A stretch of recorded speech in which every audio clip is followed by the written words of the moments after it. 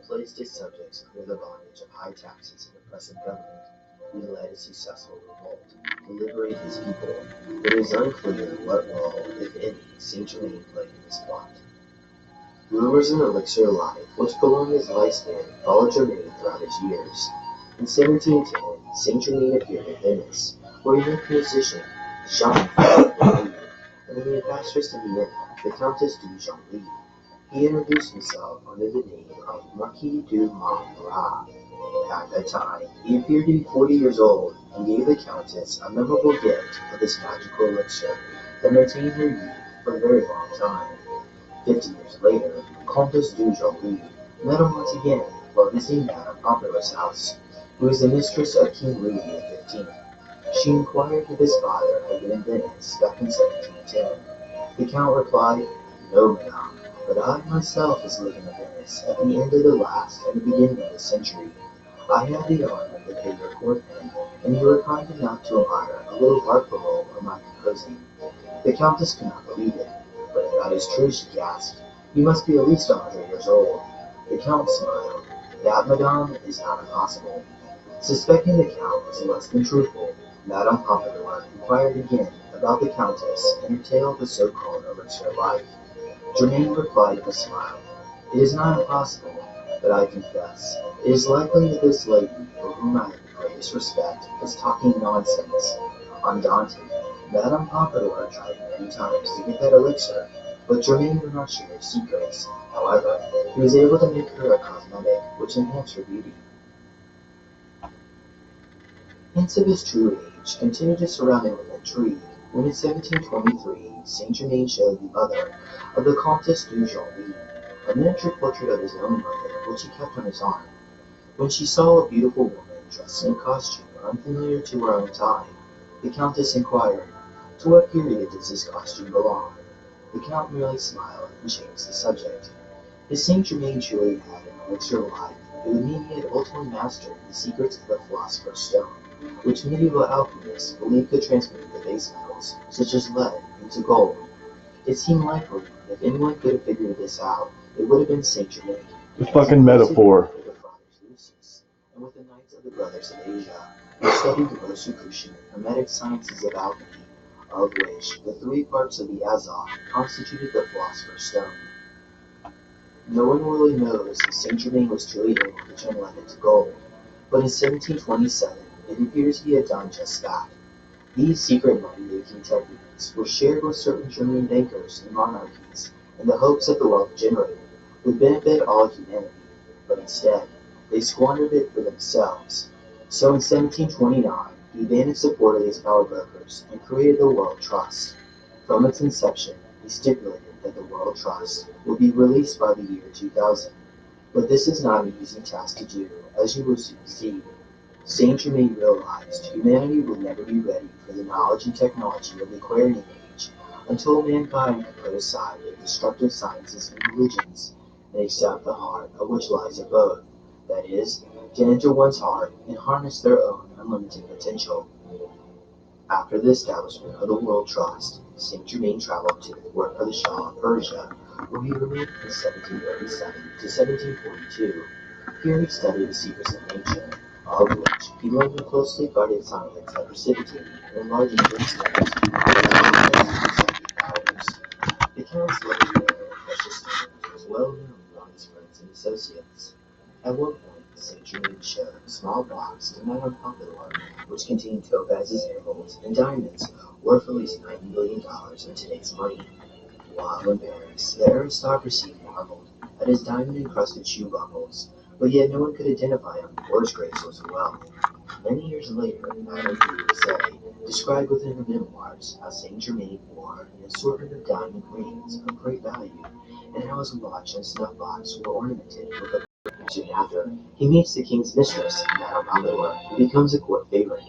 The king was captivated by his stories of travel all around the world and his wisdom of the alchemical arts. In a gesture of good faith, Saint Germain gave away his invention of inexpensive dyes about these alchemical experiments, of which the most important were the transmutation of iron into a metal as beautiful as gold. In 1762, he traveled to Russia in a secret plot which put Catherine the Great on the throne. But in 1774, he returned back to France to deliver a message to the royal couple Louis XVI and Marie Antoinette. Saint Germain delivered a warning of an approaching conspiracy that would soon occur within the next 15 years, which would create a bloodthirsty republic whose scepter would be the executioner's knife. Sadly, this warning went unheeded, and among the final entries within Marie Antoinette's diary, she recorded her regret at ignoring the Count's advice. Between 1774 and 1784, the Count spent his time traveling throughout Germany and Austria, petitioning the monarchies to work together to avert the French Revolution and to create a United States of Europe.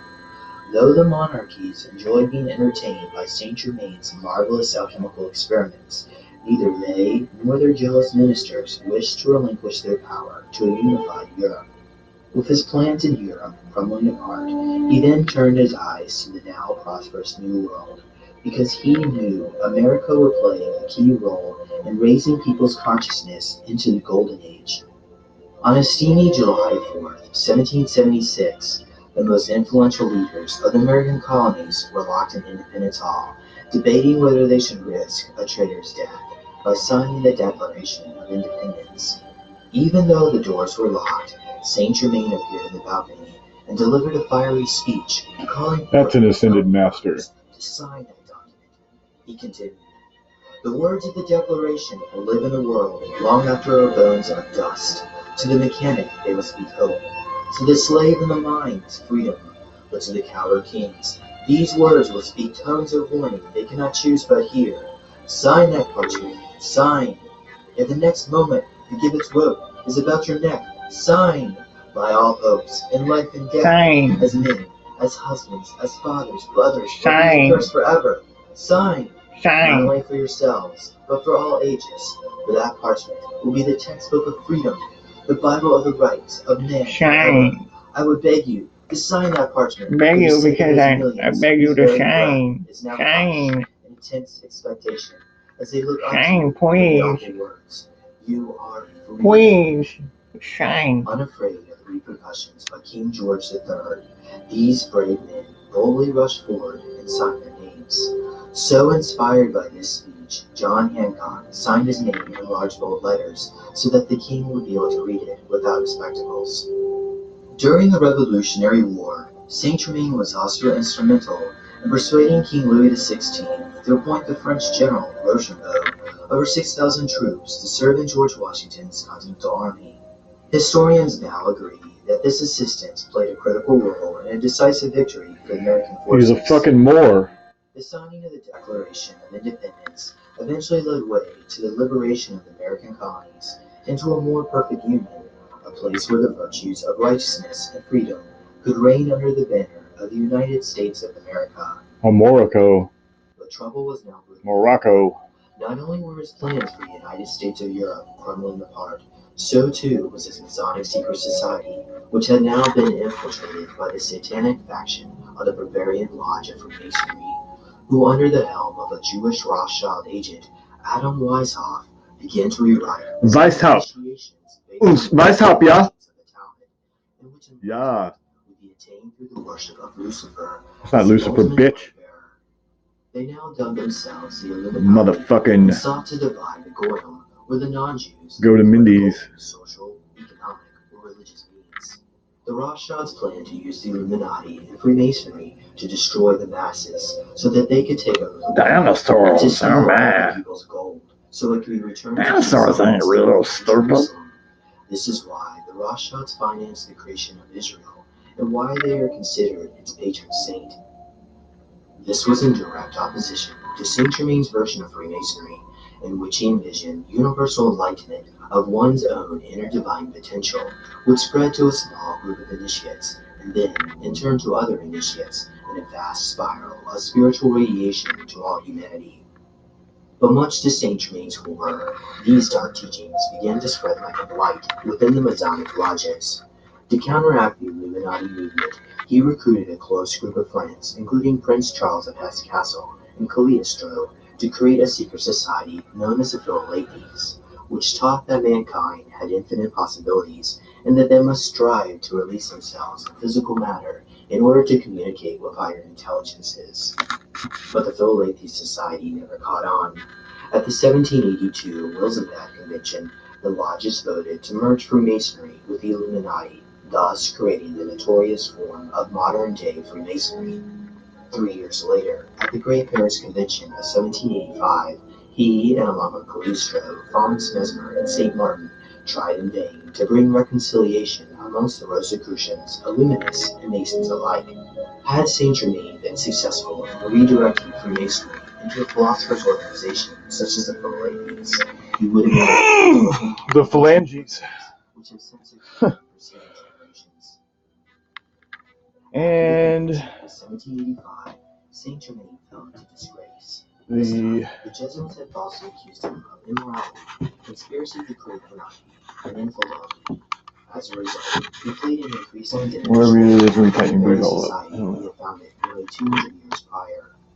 Soon after 1785, Masonic lodges began to systematically erase all traces of Saint Germain from their order, but with one blazing exception, the letter G, which symbolizes the word Germain, can still be found Shut up, bitch. on its golden compass.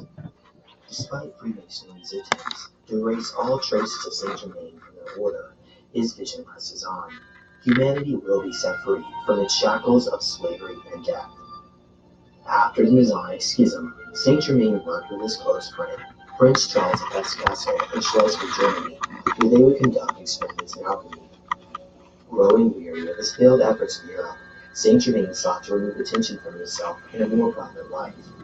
So on February 27, 1784, Saint Germain once again faked his own death.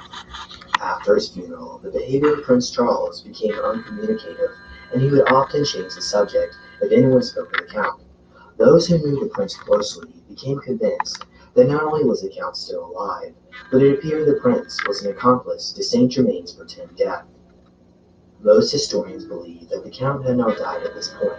However, he resurfaced once again in order to block the attempts of the Illuminati from toppling the French monarch.